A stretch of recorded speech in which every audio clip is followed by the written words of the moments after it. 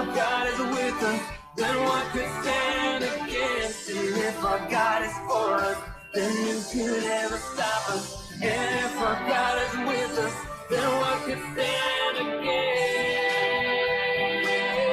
What could stand against?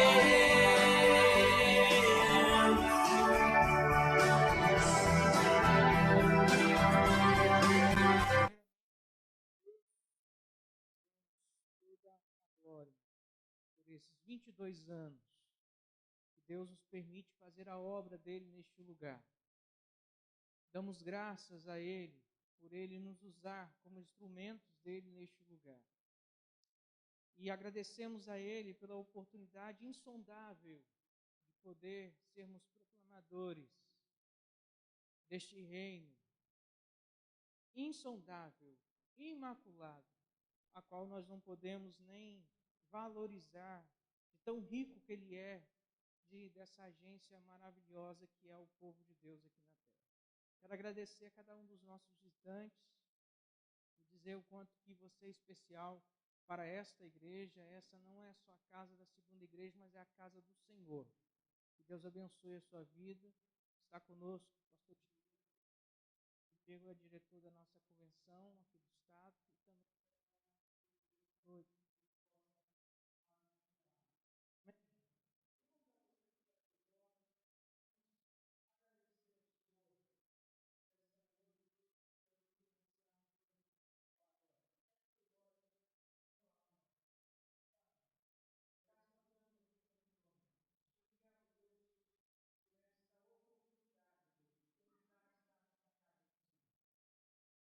Pai, porque por todos esses anos foi o Senhor que esteve nos ajudando e nos fortalecendo, Deus, para fazer a tua obra neste lugar.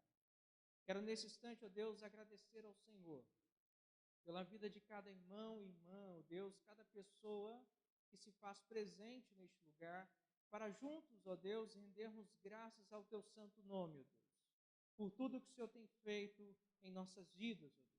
Quero agradecer ao Senhor por essa rica oportunidade, Deus. Queremos te entregar agora, Deus, o culto que a ti iremos prestar. Que o Senhor receba, ó Deus, o que é para a glória do teu santo nome, Deus. Recebe a nossa adoração, é o que nós pedimos ao Senhor, no nome de Jesus. Amém. Amém, irmãos. O tema que nós escolhemos, irmãos, para meditarmos nessa série de conferência foi uma igreja olhando firme para Jesus e proclamando com alegria o seu reino. E a divisa está em Hebreus capítulo 12, versículo 2, que diz: olhando firmemente para o autor e consumador da fé, Jesus, o qual em troca da alegria que lhe estava proposta, suportou a cruz, sem se importar com a vergonha, e agora está sentado à direita do trono de Deus. E de fato, irmãos, quando nós firmamos os nossos olhos em Jesus, nós entendemos que não existe alegria maior do que esta, do que andar lado a lado com o nosso Salvador. Não existe alegria indizível como essa de saber que Ele pagou um preço, entregando a sua vida por cada um de nós naquela cruz. E eu quero convidar você a ler juntamente comigo a palavra do Senhor, Salmo 118, versículo 24, depois Colossenses, capítulo 3, versículo 17. Nós vamos ler de forma alternada. Eu vou ler Salmo 118, versículo 24, e a igreja vai ler Colossenses, capítulo 3, versículo 17.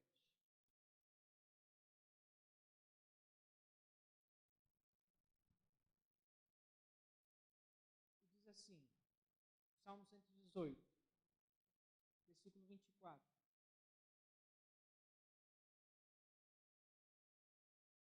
Este é o dia que o Senhor fez, regozijemo-nos e alegremo-nos nele. Colossenses, capítulo 3, versículo 17. Os irmãos, todos juntos.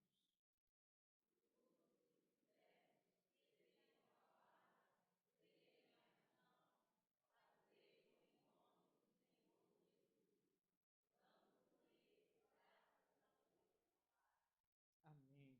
Louvado seja o Senhor. E é nesse sentido que nós iremos, nesse momento, adorar ao Senhor. e engrandecê-lo com um sentimento de gratidão ao Senhor. Vamos convidar os irmãos do louvor possam nos direcionar em adoração ao Senhor.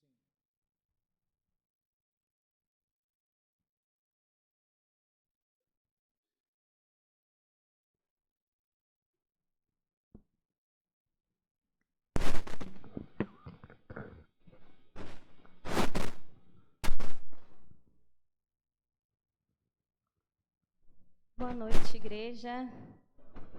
Deus é bom, amém? E a sua misericórdia dura para sempre. Nós vamos adorar o Senhor. Convido os irmãos a se colocarem de pé.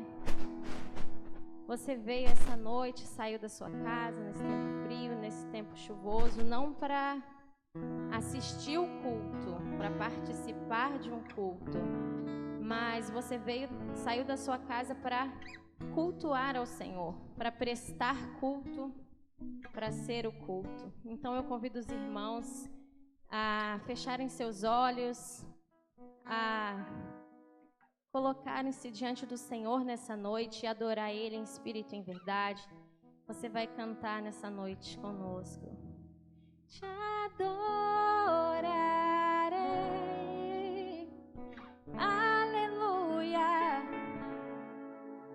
Te adorarei por tudo que és. Levanta sua mão e canta, igreja. Te adoro. Bem forte.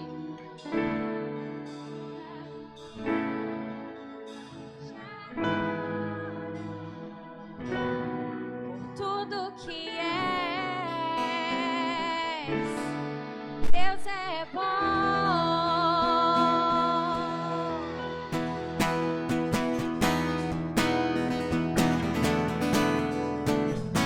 Suas palmas.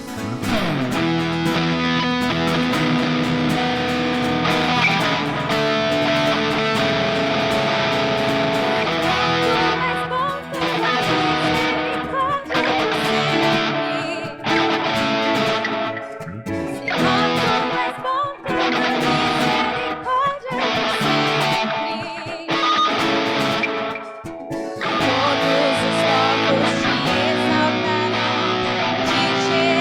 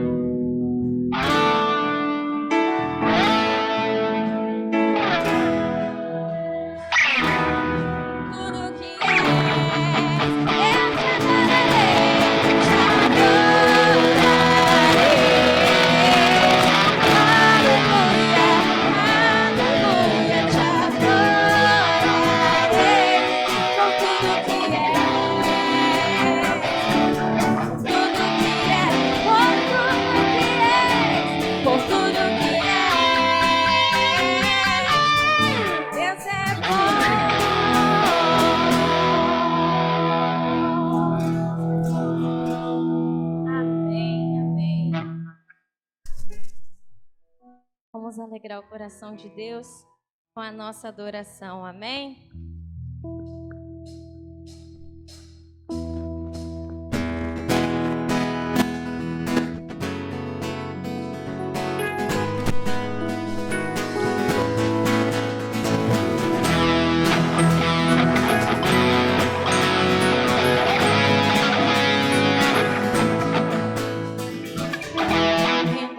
Perante os homens, perante tudo, o universo seja testemunha, viver perante o teu trono, minha adoração, levar com ela toda a minha gratidão.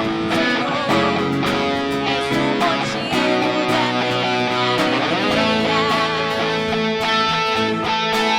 Deus meu, és o caminho distante do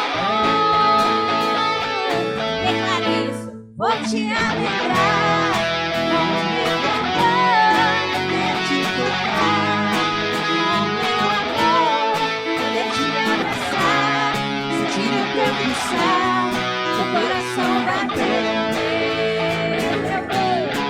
Vou te alegrar com meu amor, poder te tocar, com meu amor, poder te abraçar, sentir o teu pulsar, teu coração batendo a ti perante os homens, declara essa verdade, que o universo seja minha testemunha, viver perante o teu trono, minha adoração, levar com ela toda a minha gratidão. Senhor, és o motivo da minha alegria. Deus meu, és o caminho distante do mundo. Vou te alegrar,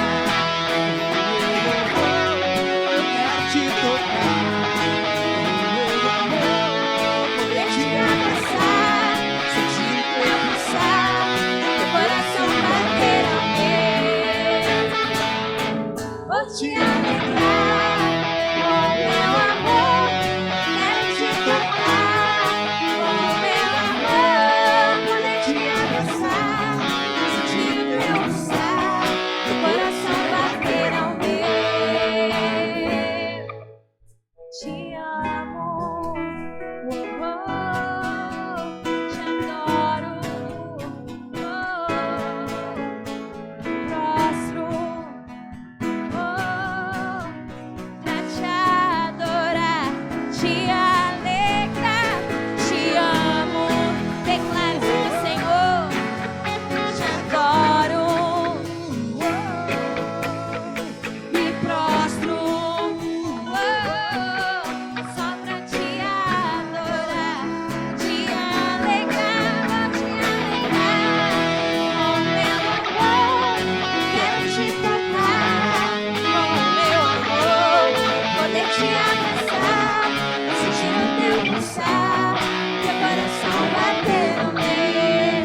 Todo povo de Deus, vou te alegrar, com meu amor, eu quero te tocar, com meu amor, poder te abraçar, sentir o teu pulsar, teu coração bater no meu.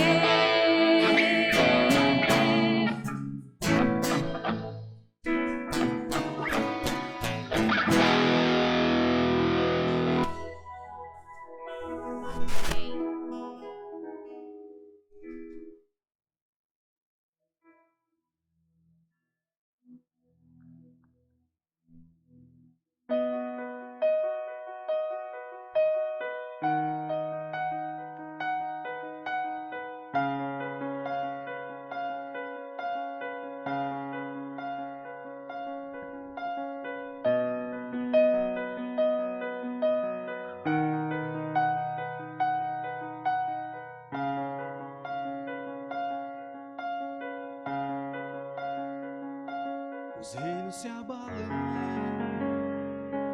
os povos se curvam, as bocas se abrem, as mãos se levantam pra dizer que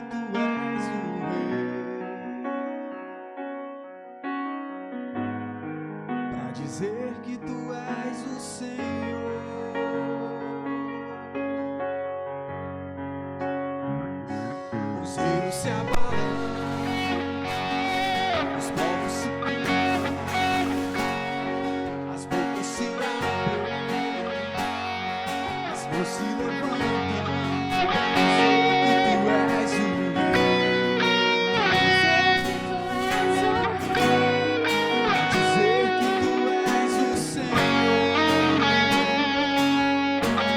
Tu és o sobre esse reino, teu reino é sempre eterno.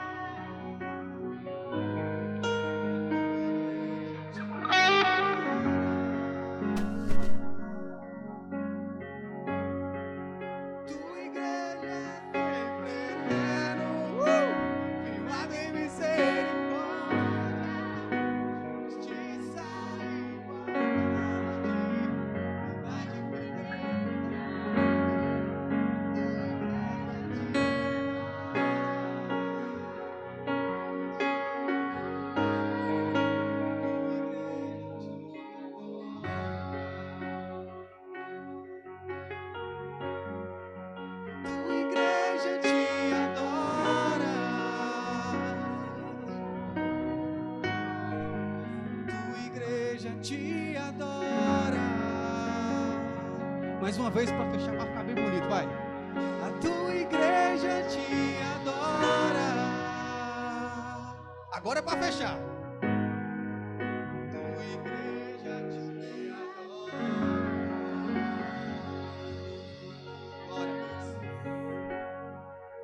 Amém. Irmão, essa semana eu estava meditando no último capítulo do livro de Crônicas. E Davi, ali na presença da comunidade, ele disse a Deus, a partir do versículo 10: Ó Senhor Deus de nosso Pai Israel, bendito és tu de eternidade em eternidade. Ó Senhor, tu é a grandeza, o poder, a glória, a vitória, a majestade, porque tudo quanto há no céu e na terra pertence a ti.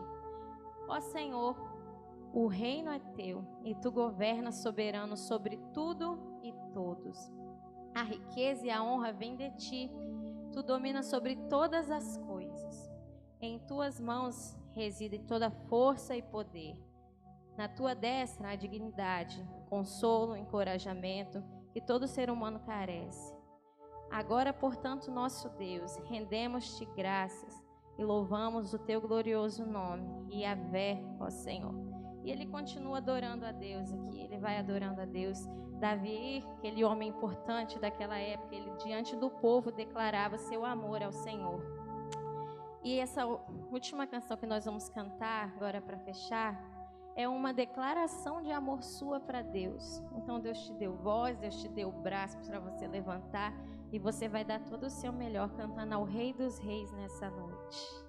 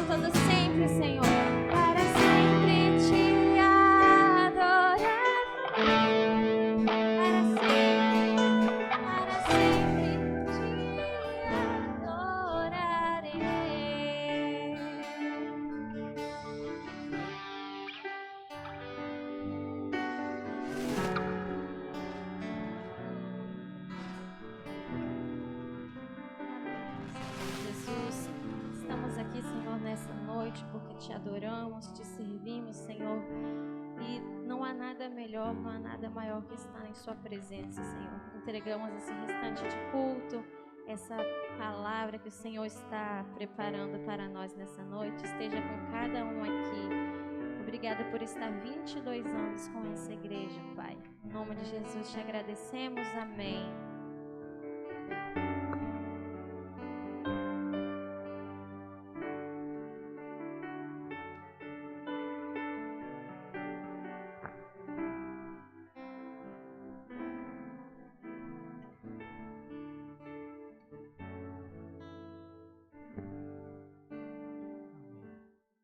Amém, meus irmãos. Convidar o pastor Diego aqui à frente. Vamos ouvir a palavra do Senhor. O pastor Diego é uma dessas coisas boas que Deus faz na nossa vida. Uma dessas surpresas boas que Deus coloca na nossa vida, na nossa caminhada. E Deus tem nos abençoado com essa amizade que é o pastor Diego, que tem sido um grande amigo nesses últimos anos de ministério, e tem sido um grande privilégio poder caminhar com o pastor Diego.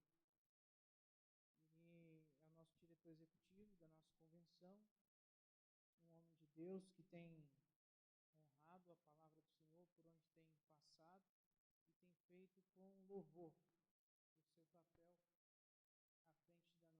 da nossa diretoria, fazendo aquilo pela qual ele foi chamado.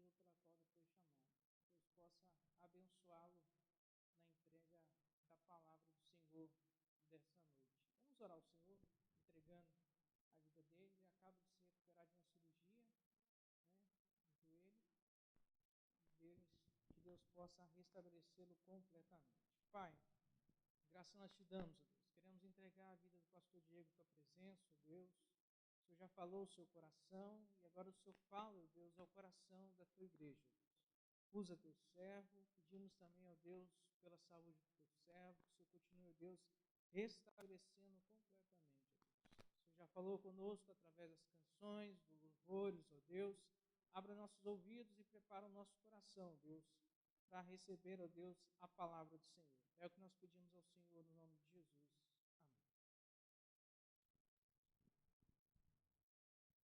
Amém. Porque dele, por ele e para ele são todas as coisas. Por isso, louvado e engrandecido seja o nome do nosso Senhor e Salvador Jesus Cristo. Uma boa noite a você, meu amado irmão, que a graça, a paz e as misericórdias de Jesus sejam sobre a sua vida e também sobre a sua família. Que alegria podermos estar juntos nessa noite para a celebração de 22 anos de história vitoriosa, história rica, que tem produzido outras histórias ao longo do tempo. Por isso eu quero louvar a Deus pela sua vida, pelo seu zelo, pela sua dedicação, e aqui externar mais uma vez: continue firme, constante, sempre abundante, sabendo que no Senhor o trabalho da Segunda Igreja Batista em Barcelona não é vão. Continuem firmes, constantes, sempre abundantes, sabendo que no Senhor o trabalho de vocês não é vão. Parabéns, igreja, e que Deus continue os usando para a glória e para o louvor do seu santo nome. Eu sei que esta comunidade de Barcelona é um bairro muito grande, e aqui existem pessoas que precisam ouvir falar de Jesus, e que poderão um dia, por meio da instrumentalidade desta igreja, serem transformados pela glória e pela graça de Jesus. Amém? Mas com esse amém ninguém é transformado. Amém? Agora, mais ou menos, eu acho que um ou outro consegue ser transformado pela glória e pela misericórdia do Senhor. E é por ela que nós somos salvos. Amados irmãos, que alegria podermos estar aqui pela primeira vez para compartilhar com você um pouco da palavra. Mas antes de compartilhar, de cultuar ao Senhor, eu agradeço ao pastor Marcos pela apresentação, e eu diria exatamente o que ele disse sobre a minha cirurgia, para que você não entenda que foi falta de reverência estar sentado no louvor. Eu operei há 2 meses e 2 semanas, fiz uma reconstrução de ligamentos e perdi um pedaço do meu menisco. Eu acho que você não entende muito bem disso, nem eu, mas eu fiz uma cirurgia de joelho, já estou bem, mas de vez em quando vem aquela dorzinha e eu preciso de sentar, e se eu sentir esse desejo de sentar, por necessidade, eu vou pedir ao pastor Marcos que me dê uma cadeira imediatamente, mas espero que isso não aconteça.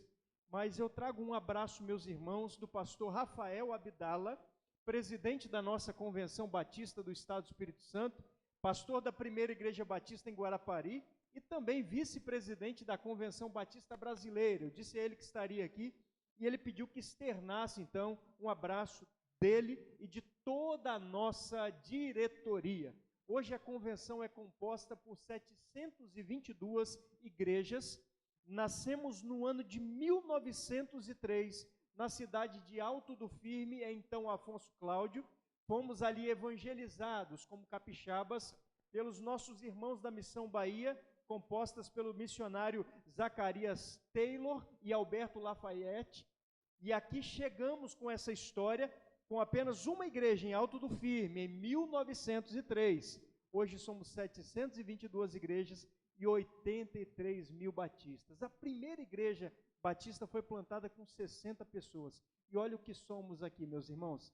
É sinal de que coisas pequenas podem se tornar grandiosas quando Deus está à frente. Amém?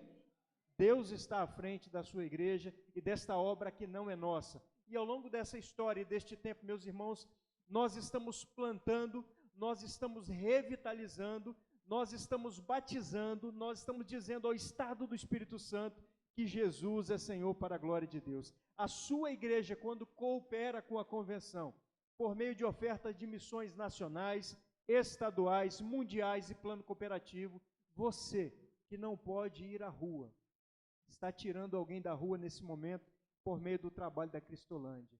Quando você coopera, você talvez não possa ir até o presídio para evangelizar, mas eu quero dizer que por meio da cooperação, por meio da união dos batistas capixabas, meus irmãos, no ano de 2021, nós, batistas, batizamos 90 detentos, e agora que são nossos irmãos, que desceram as águas professando que Jesus é Senhor para a glória de Deus. Por meio da nossa cooperação, por meio da união das igrejas batistas, 20 índios estão ali na tribo Três Palmeiras, na cidade de Aracruz, ouvindo no seu dialeto, na sua língua, que Jesus é Senhor para a glória de Deus. Meus irmãos, por meio da cooperação, um trabalho que estava desativado há quase 10 anos, em Mucurici, foi reativado e várias pessoas estão se convertendo. Em uma novidade, o pedreiro que estava construindo o batistério da igreja,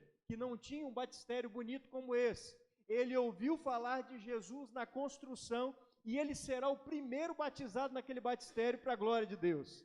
Meus irmãos, tudo isso acontece por meio da cooperação. E amanhã, pastor Marcos, eu estarei ali na cidade de Presidente Kennedy, na missão Boa Esperança. Eu quero relatar porque é bom falar daquilo que acontece conosco. Há 5 anos atrás, meus irmãos, eu estava naquela cidade, inaugurando o trabalho entre os quilombolas da cidade, e ali um senhor chamado Zibaldo, um homem que não conhecia Jesus, mas aquele homem tinha temor de Deus, e ele doou uma propriedade onde está o nosso templo. E ao final daquele culto, meus irmãos, eu fiz um apelo e perguntei se o Zibaldo queria aceitar Jesus. E o Zibaldo disse que agora, a partir desse momento, Jesus é o Senhor da minha vida. E amanhã, pastor Marcos, eu vou ter o privilégio de batizar o Zibaldo. Depois de 5 anos, esse homem está descendo as águas por meio das suas orações e por meio da sua cooperação. Quando nós cooperamos, o trabalho cresce. Quando cooperamos e estamos unidos, estamos dizendo ao mundo que Jesus é o Senhor para a glória de Deus. Pastor Marcos, eu não sei se nós conseguimos baixar ali, aquele envio que ele fez, não, né? Mas eu quero compartilhar com você, de forma bem breve, eu não quero tomar tempo, mas de forma bem breve eu quero compartilhar um projeto que está sendo lançado que vai ter o nome de Plano 100.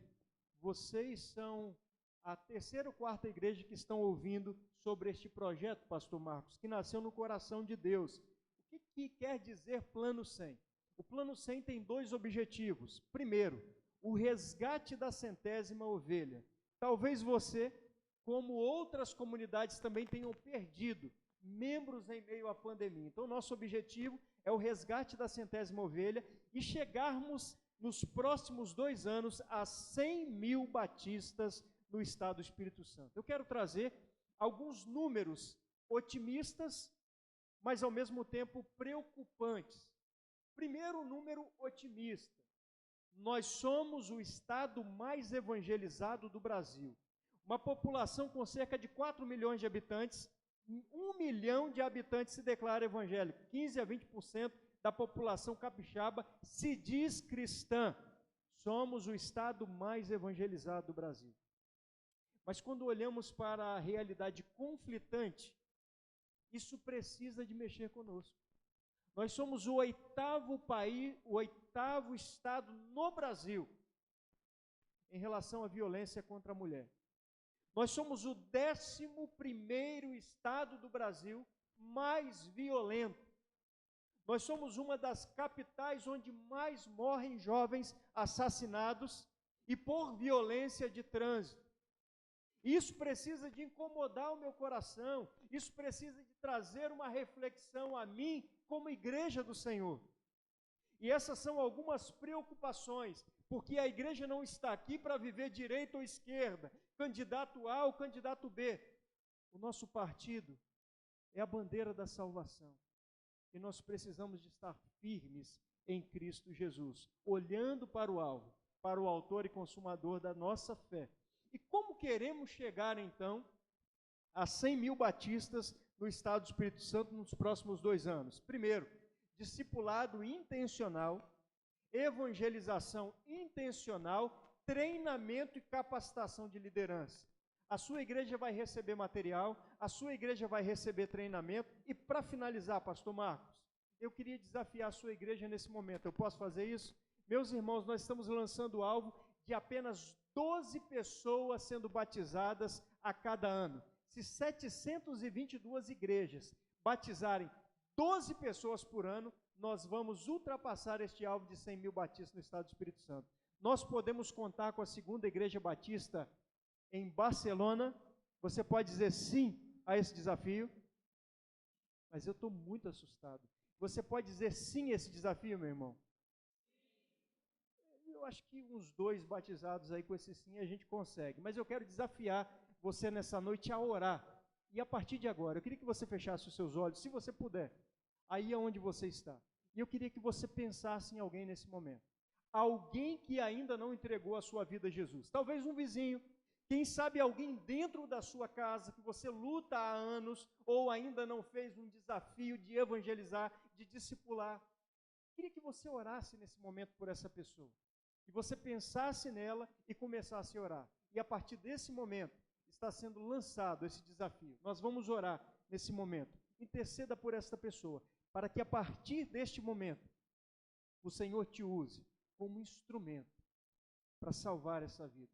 Não pelo poder que há em nós, porque não temos nenhum, mas no poder que há no nome santo e precioso de Jesus. Pai, em Teu nome nós oramos, em Teu nome nós colocamos pessoas, sendo sabedores de que todos nós, e essas pessoas também, precisam da Tua graça e do Teu amor. Usa-nos, Senhor, para evangelizar, para discipular e levar pessoas aos pés da cruz. Usa cada um dos meus irmãos para a glória e para o louvor do Teu santo nome, em nome de Jesus. Amém e amém. Bem, irmãos, falei de gratidão e quero também registrar a minha alegria de poder estar com o pastor Marcos. Como ele bem disse, é um amigo muito querido. De minha parte, isso é bem recíproco. Não pude estar na sua posse, mas estive orando.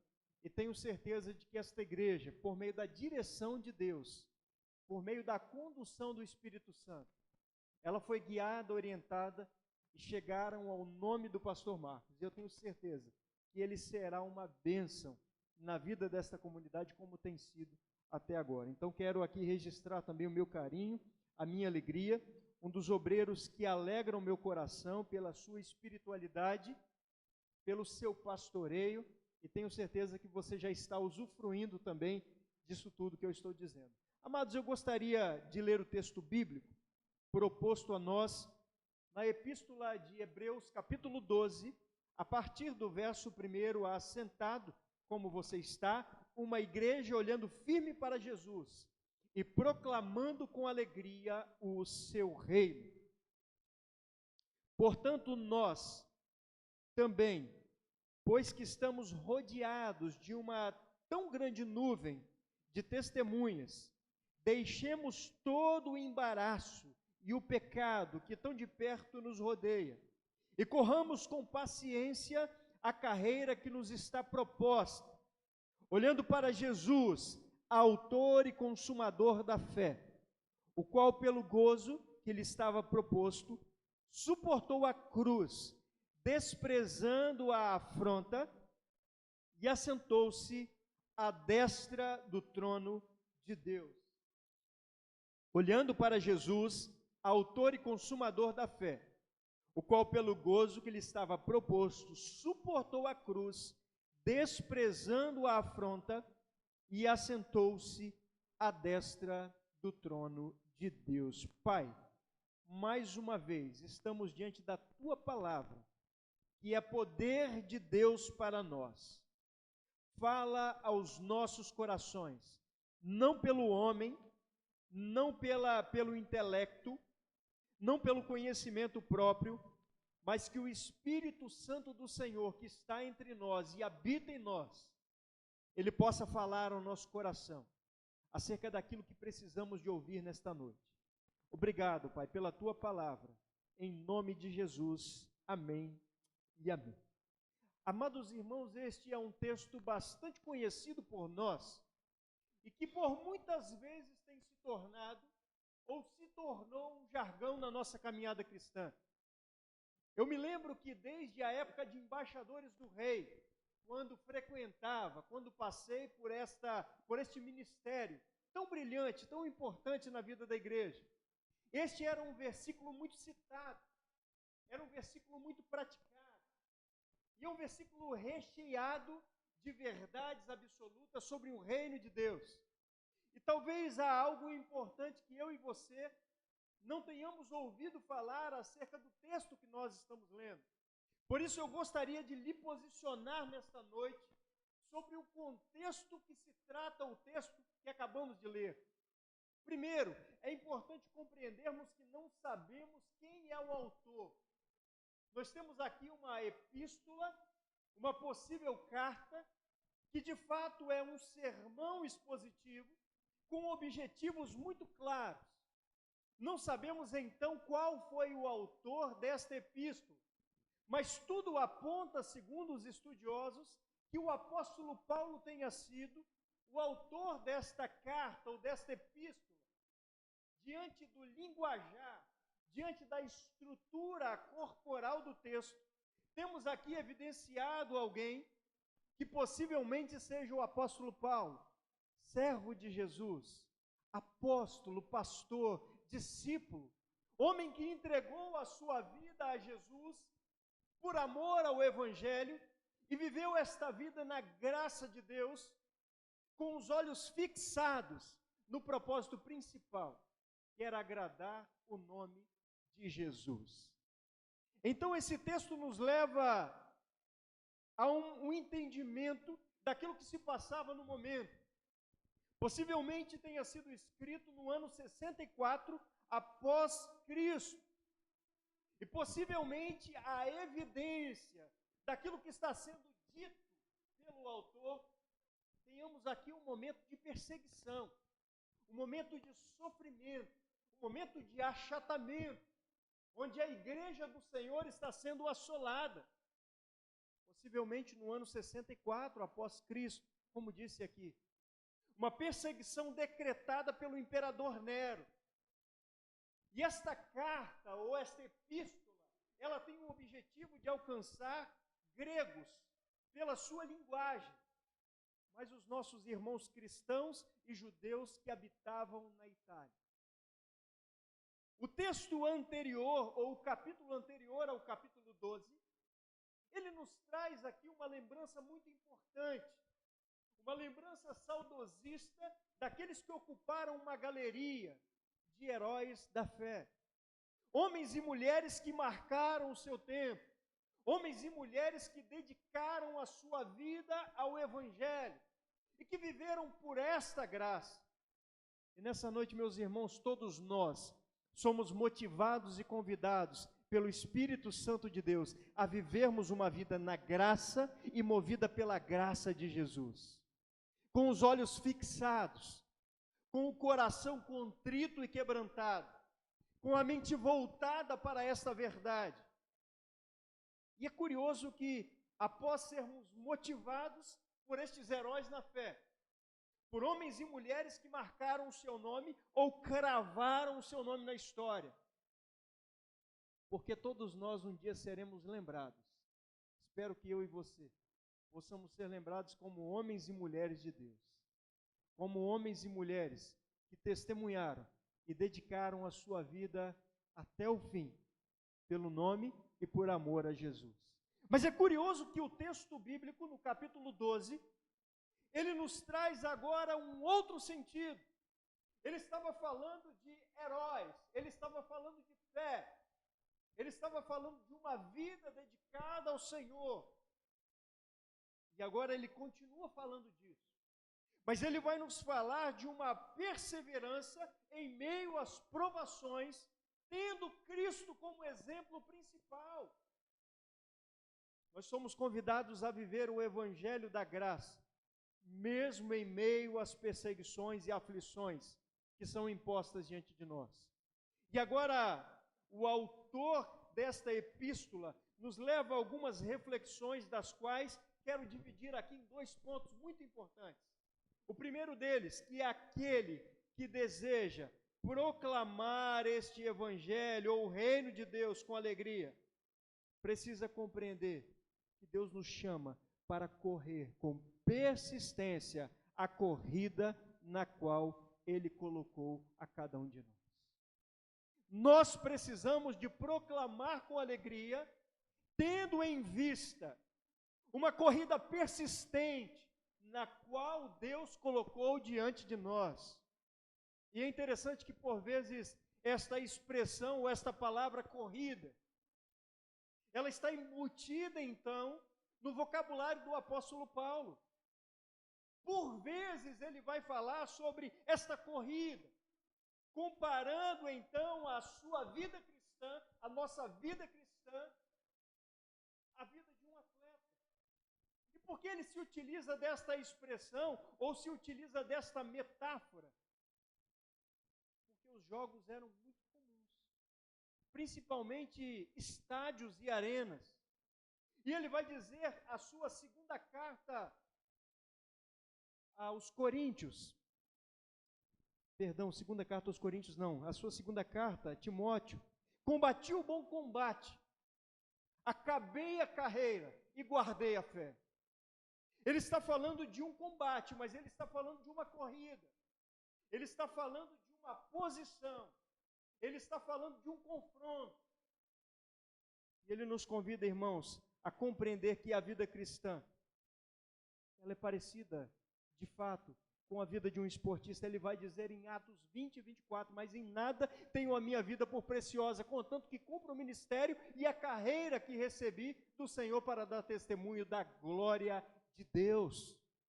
Paulo está comparando esta situação a uma corrida, onde todos nós precisamos de fazer parte.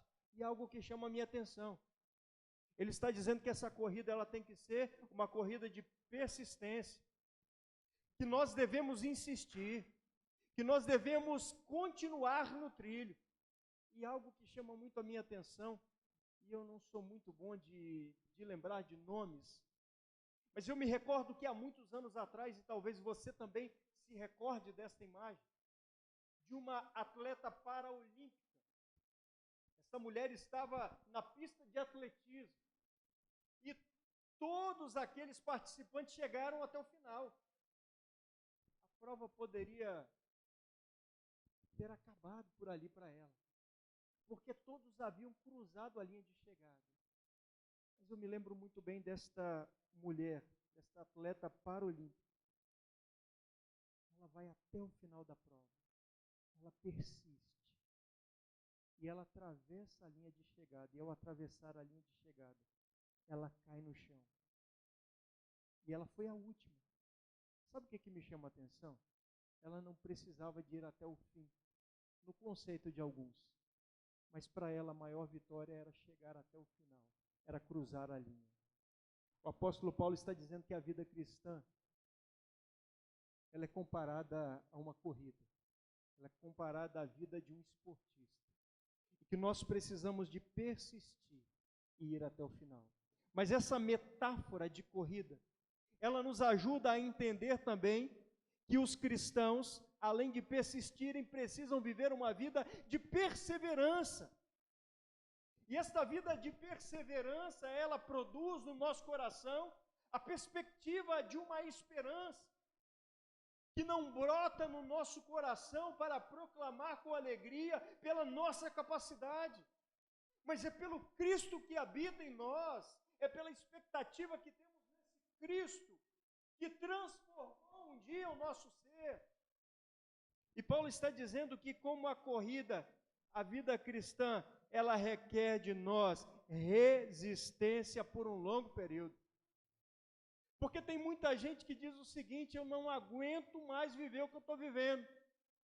Cadê esse Jesus que um dia me transformou? Cadê aquela promessa que eu seria vitorioso, que eu teria uma casa, um carro, uma família? Nós estamos vivendo um evangelho triunfalista. Mas eu quero lembrar você nessa noite que o próprio Cristo diz que no mundo nós teríamos aflições. Mas ele diz: tem de bom ânimo, porque eu venci o mundo. Nós não estamos em uma redoma de vidro. Nós não vivemos em uma bolha blindada. Nós estamos sujeitos, meus irmãos, às mesmas pestes, doenças que também alcançam esse mundo. Mas há algo diferente em nós. Aquele que disse que estaria conosco todos os dias até a consumação dos séculos. Aquele que diz que é o nosso pastor, que por mais que andemos por vale, sombra e morte, ele estaria conosco. Eu estou falando do Deus que estava dentro da cova dos leões com Daniel. Eu estou falando com o Deus que estava com os amigos de Daniel dentro da fornalha de fogo ardente. Eu estou falando do Deus que estava com o povo de Israel durante 40 anos no deserto. Eu estou falando do Deus que abriu o mar vermelho. Eu falo para você nessa noite do Deus que estava dentro do ventre do peixe com Jonas. Eu quero dizer para você do Deus que está aqui nessa noite comigo e com você, e que conhece o meu coração e o seu coração e a nossa história. Ele nos chama para viver uma caminhada de persistência. Mas ele também diz que a corrida na vida cristã é uma corrida cheia de desafios. E que esta corrida não é uma corrida em vão. Tem um preço em jogo. Primeira carta de Paulo aos Coríntios, capítulo 9, verso 24. Não sabeis vós que os que correm no estádio, todos na verdade, correm, mas um só leva o prêmio. Correi de tal maneira que o alcanceis. Como em uma corrida, a vida cristã tem um preço em jogo. A nossa vida neste mundo não tem uma falta de sentido quando temos Jesus. Eu comecei a reler um livro de Rick Warren, Uma Igreja com Propósito. Se você puder fazer a leitura desse livro, se você ainda não leu, e se leu, você pode reler. Como eu disse, eu não gravo bem o nome de pessoas, mas há um autor de livros do ateísmo que disse que a vida é sem propósito e é sem sentido. Mas se você crê em Cristo, se você crê em Jesus, você tem o sentido da vida.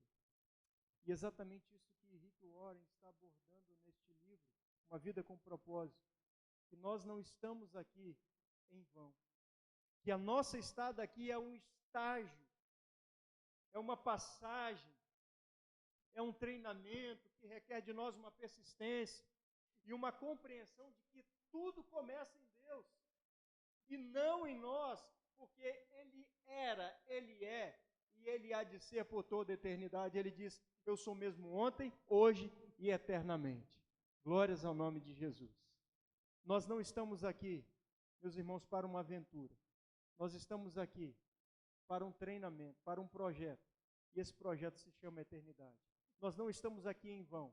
Nós estamos aqui em busca de uma coroa incorruptível.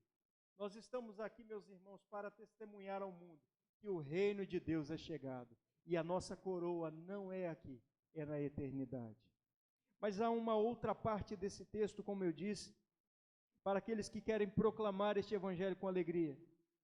Para proclamar, é preciso de ter perseverança e adotar a estratégia adotada por Jesus como foco e alegria na eternidade.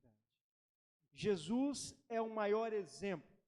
Jesus, ele nos traz este foco. Ele suportou a cruz, não fazendo da vergonha que sofreu, e está sentado à direita do trono de Deus. Proclamar o evangelho, proclamar o reino com alegria, é compreender que o nosso foco não está aqui na terra. E Jesus agora é pioneiro nessa verdade. Ele é pioneiro neste percurso. Ele foi o primeiro a terminar e foi também o primeiro a vencer este percurso. O que podemos então aprender com Jesus é ter o foco na eternidade. E a primeira coisa que aprendo com esta verdade de focar na eternidade, proclamando o reino de Deus, é que a alegria futura, ela inclui uma vida de formosura. Olha só o que o texto bíblico vai dizer no último livro da Bíblia, Apocalipse, capítulo 21, verso 2. Vi a cidade santa, a nova Jerusalém que descia do céu, da parte de Deus, enfeitada como uma noiva preparada para o seu noivo. Eu vi a nova Jerusalém descendo do céu, como uma noiva enfeitada para o seu noivo. O texto bíblico nos leva então a refletir que aqueles que proclamam com alegria, que carregam esta marca, que são fixados em Jesus, precisam também ter Jesus como exemplo, que esteve aqui na terra entre nós e voltará para buscar a sua igreja, mas que o seu foco não estava em algo material,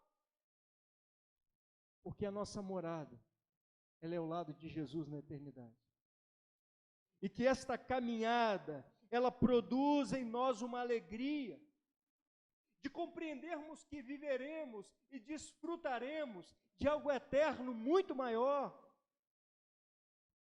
Ah, meus irmãos, como estamos vivendo um tempo sem foco, uma sociedade sem foco, uma igreja sem foco. Me desculpa citar isso novamente, se isso vai deixar você desconfortável, eu fico muito feliz. Uma igreja que está buscando fazer política e nós vamos pagar um preço muito alto por isso. Igreja não tem candidato, igreja não tem partido, igreja luta contra as trevas, igreja não luta contra a gente. Eu oro pelo Lula, eu oro pelo Bolsonaro, eu oro pelo governador do estado. Por trás de cada homem há uma alma. Nós não estamos focados aqui na carne ou no sangue, mas nós estamos focados aqui em lutar contra o inferno. A igreja perde o foco com política, a igreja perde o foco com futebol, a igreja perde o foco com piadas, a igreja perde o foco com materialismo. A política determina a nossa pauta, aquilo que nós devemos fazer, e este não é o evangelho. Não fomos chamados para isso. Fomos chamados para ser agentes proclamadores da graça, do reino de Deus que é chegado entre nós. Amém? Aqueles que proclamam com alegria este evangelho precisam de compreender que esta alegria focada em Cristo, ela inclui também uma vida de intimidade. Apocalipse capítulo 21, 3. E ouvi uma forte voz que vinha do trono e dizia: o tabernáculo de Deus está entre os homens, pois habitará com eles. Eles serão o seu povo e Deus mesmo estará com eles. Deus será a morada do seu povo. Aonde habitaremos com ele na eternidade, não haverá casa, ele será a nossa casa. Nós habitaremos nele e ele em nós. Alegria ou foco futurista precisa de encher o nosso coração de uma alegria, de que um dia viveremos de forma íntima, de forma absoluta, ao lado de Deus Pai, de Jesus Cristo e do Espírito Santo, juntos com a Trindade. Essa deve ser a minha alegria, isso deve encher o meu coração. Só que esta prática da intimidade, do relacionamento, que viveremos na eternidade, ele precisa de acontecer agora. E nós somos chamados para proclamar com alegria este evangelho, vivendo também esta relação de intimidade, esta relação de busca. Da mesma forma que um atleta precisa de suplementos, exercícios para manter a sua musculatura, a sua forma, a igreja precisa de praticar Bíblia e oração. Uma coisa muito antiga, mas é uma fórmula, é uma pílula que você tem que tomar hoje. Bíblia e oração. Deus nos chama para viver uma vida de intimidade. Proclamar com alegria é viver essa intimidade e desfrutar de um relacionamento verdadeiro e genuíno com Deus. Que o Senhor nos ajude como igreja a viver estas verdades para proclamar que Jesus é Senhor para a glória de Deus. Me permita nesse momento orar com você mais uma vez. Se você puder fechar os seus olhos e curvar a sua cabeça, gostaria de orar com você, gostaria de orar pela sua vida. Eu não sei o seu nome, eu não sei onde você mora, eu não sei se você vive algum desafio, se você vive alguma luta, eu não sei se você vive alguma crise, mas todos nós temos dilemas. E não é o momento que nos define. O que define a nossa identidade, que define a cada um de nós como agentes proclamadores, é a entrega do nosso coração e a vida plena de um relacionamento sincero com Jesus. Eu tenho certeza que quando essa igreja, há 22, 23 anos atrás, foi plantada, e isso nasceu no coração de Deus, e homens e mulheres deram os primeiros passos. Essa plantação aqui não foi criada para ser uma associação comunitária.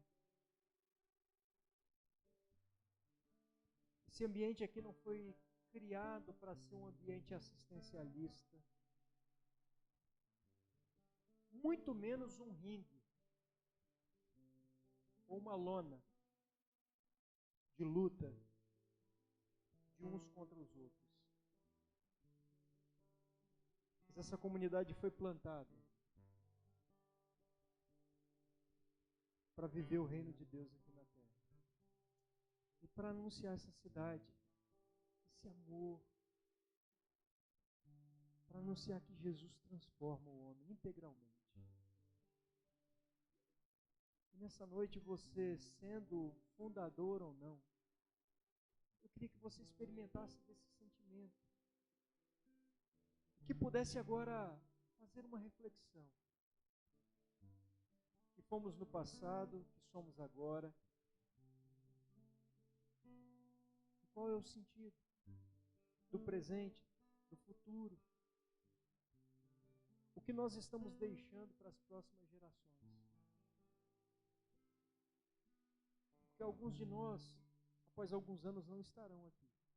Como eu não estarei. E o que é que nós estamos plantando? Deus nos chama como igreja, para ser igreja para fora. Aliás, nós somos a igreja. Inclusive, aonde estivermos, somos um culto ao Senhor. A celebração vai acabar daqui a pouquinho, mas o culto não. E aonde eu e você estivermos, nós somos um culto ao Senhor. Que o Senhor nos ajude nesse tempo a se manter firmado no autor e consumador da fé, para que possamos proclamar com alegria o Evangelho da graça. Pai bendito, em Teu nome, nos reunimos aqui nessa noite. Em nome santo, precioso de Jesus. Nome que é sobre todo nome. Nome que um dia toda a terra se dobrará. Inclusive os reis poderosos,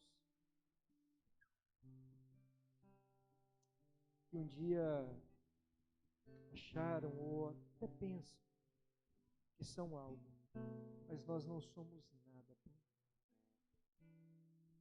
Só pela Tua misericórdia que estamos aqui. Obrigado pelos 22 anos dessa igreja. E que em nome de Jesus, homens e mulheres a cada dia sejam inspirados pelo Senhor, sejam motivados pelo Senhor. Acende, ó Deus, a chama no coração dos meus irmãos. Que haja brilho nos olhos, que haja um sorriso nos lábios, que haja um coração aquecido para anunciar o Teu Evangelho. Para que este local se torne pequeno, diante de tantas vidas que vão se converter nesse bairro para a glória do nome de Jesus. Usa essa igreja. Abençoa a vida do pastor Marcos, Deus. Obrigado porque o Senhor o trouxe aqui. O Senhor tem um propósito por meio da vida dele e na vida dele. Graças te damos também pela vida do pastor Abel, pelo tempo que ele esteve com essa comunidade, pela visão que o Senhor deu a ele. Continua a abençoar o teu filho. Continua a abençoar a tua igreja. Obrigado pela tua presença entre nós, porque o Senhor continua falando conosco nesse tempo. Perdoa os nossos pecados e aumenta a nossa fé em Ti. Em nome de Jesus. Amém e amém.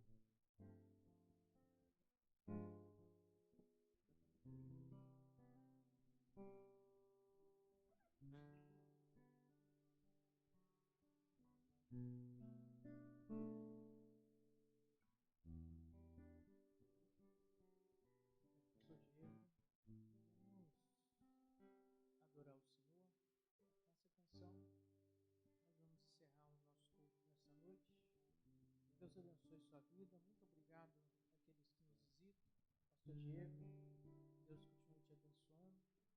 E amanhã nós continuamos a nossa celebração pela manhã e pelo culto à noite. Deus te abençoe. Nós vamos encerrar cantando mais um cântico. E após o cântico, estarei à porta com o pastor Diego para dar um abraço. Deus abençoe e que Deus nos dê uma noite abençoada na presença dele.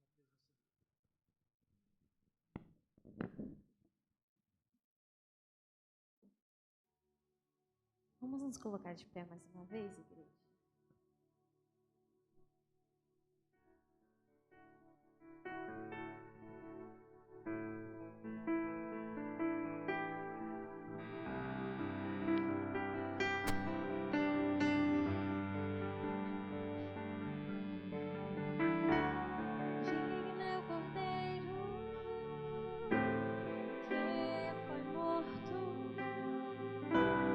Santo, Santo, Ele